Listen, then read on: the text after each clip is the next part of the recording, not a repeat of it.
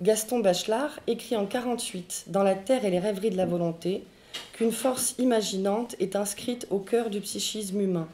Elle permet d'imaginer en nous la substance même des matières, sans doute réelle, mais inconsistante et mobile, qui demande à être imaginée en profondeur, dit-il, dans une intimité de la substance et de la force. Les images mentales de la patiente, ses rêves, ses productions littéraires et plastiques, sont investies et sublimées par elle dans ses lectures.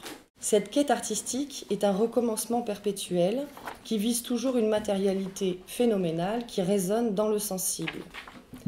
Un geste pur, comme elle le dit, qui traduirait ses pensées, ses souvenirs et ses aspirations intérieures les plus subtiles. Sonia investit ces images mentales. Elles sont des objets qui peuvent se matérialiser réellement, un peu à la manière d'une hallucination première, où le sujet recherche dans le monde qui l'entoure la trace de ses vécus intérieurs.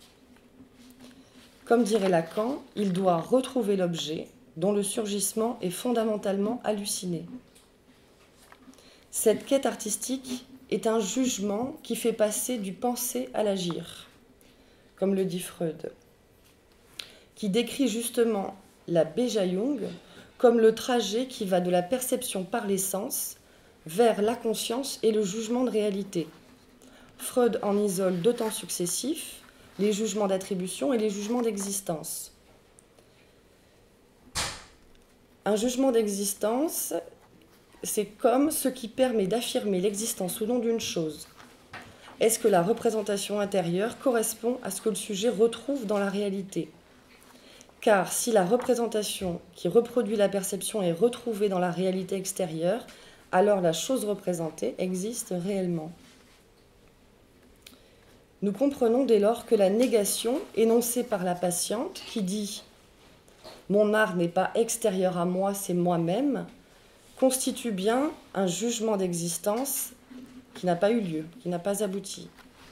Et contrairement à Freud, pour Lacan, la première appréhension de la réalité par le sujet, c'est bien le jugement d'existence, qui consiste à dire, je cite Lacan, « ceci n'est pas simplement mon rêve ou mon hallucination ou ma représentation, mais un objet ».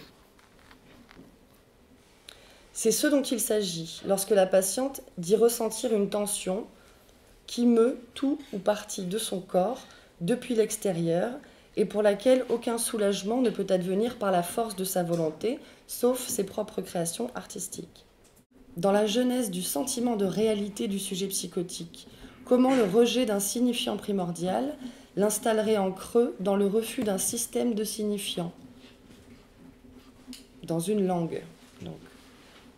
C'est-à-dire, pour Lacan, dans ces particularités qui spécifient les syllabes, les emplois des mots, les locutions dans lesquelles ils se regroupent. Pour lui, c'est cela qui conditionne jusque dans sa trame la plus originelle ce qui se passe dans l'inconscient. Chez Sonia, chez la patiente, cette revendication à ne pas comprendre la langue, à pouvoir s'extraire du monde symbolique, est désormais liée à la fonction de suppléance que lui permet sa pratique artistique. Pour elle, faire œuvre dans le monde plastique de la forme lui permet de s'éprouver à nouveau dans une indistinction originelle. Mais son effort et son assiduité en psychothérapie permettent aussi qu'un tenant-lieu symbolique existe. Elle déploie une sensorialité active dans ses créations, qui sont autant de parcours offerts au spectateur pour qu'il perçoive lui aussi les vibrations de la couleur, comme elle le dit, pour que la matérialité du vide soit éprouvée, pour que les ellipses, les creux et les trous puissent vibrer de leur présence depuis leur absence. La visée de ces créations est d'attester qu'au-delà de la perception, une matière a déjà imprimé son support. Nous dirons avec Lacan que le phénomène délirant dénude à tous les niveaux la fonction signifiante comme telle. Et que, comme il le dit, si nous en restons au rapport élémentaire à la réalité dans un registre scolaire, nous en perdons toute la valeur. Ce qui nous intéresse, ce sont les points décisifs de l'articulation symbolique de l'histoire du sujet. Je vous remercie.